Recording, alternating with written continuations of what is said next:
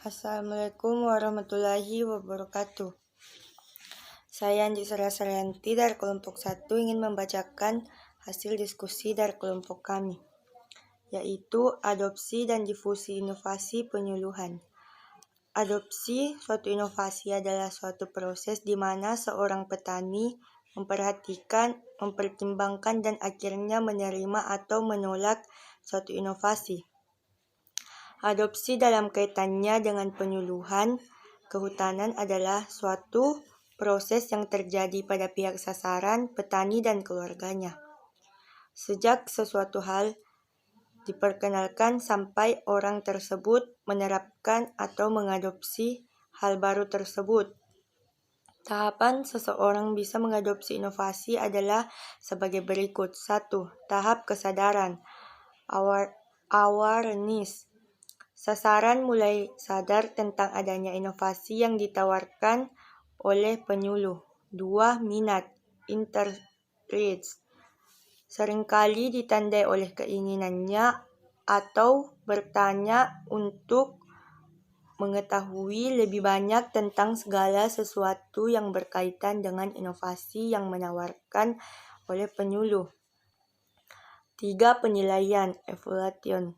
Pada tahap ini, sasaran mulai mengadakan penilaian terhadap baik, buruk, atau manfaat inovasi yang telah diketahui informasinya secara lebih lengkap. Pada penilaian ini, sasaran tidak hanya melakukan penilaian terhadap aspek teknisnya, tetapi juga aspek ekonomi maupun sosial budaya. Assalamualaikum warahmatullahi wabarakatuh. Saya Liaresa Afifah dari kelompok 1 ingin membacakan hasil diskusi kami. Cara pendekatan terhadap masing-masing golongan berbeda. Hal ini sangat mempengaruhi terhadap kemampuan penyuluhan. Faktor-faktor yang mempengaruhi cepat dan mudahnya suatu inovasi adopsi oleh sasaran penyuluhan adalah 1. Sifat inovasi. 1. Sifat inovasinya sendiri, baik sifat instruksi yang melekat pada inovasi. 2. Sifat ekstrinsik. Inovasi dipengaruhi oleh keadaan lingkungannya. 3. Sifat sasarannya. Kecepatan dalam mengadopsi inovasi. 4. Cara pengambilan keputusan. Pengambilan keputusan secara individu relatif lebih cepat dibandingkan dengan pengambilan keputusan secara berkelompok. 5. Saluran komunikasi yang digunakan jika inovasi dapat dengan mudah disampaikan lewat media massa untuk diterima masyarakat sehingga inovasi dengan cepat diadopsi dibandingkan melalui media antar pribadi. 6. Keadaan penyuluhan. Aktivitas dalam mempromosikan inovasi lewat saluran komunikasi yang tepat, maka inovasi tersebut akan lebih cepat diadopsi sasaran.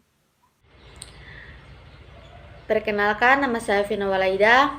Saya dari kelas 10A. Di sini saya ingin menjelaskan tentang langkah-langkah pelaksanaan penentuan matriks ranking. 1. Menjelaskan maksud dan tujuan dan proses pelaksanaan kegiatan. 2. Sepakati hal-hal sebagai berikut. Yang pertama, kriteria penyebaran mendesak dan kemungkinan keberhasilan. Yang B, simbol-simbol yang akan digunakan.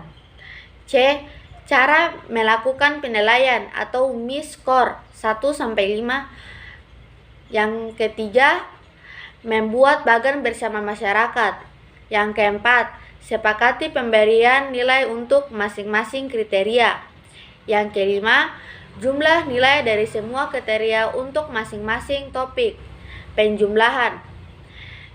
Nilai merupakan nilai total dari setiap topik. Yang keenam, diskusikan lebih lanjut bagan atau matriks tersebut dan periksa kembali pilihan-pilihan yang telah dilakukan bersama masyarakat. Yang ketujuh, catat seluruh proses diskusi, pendapat, pertimbangan dan keputusan yang disampaikan peserta.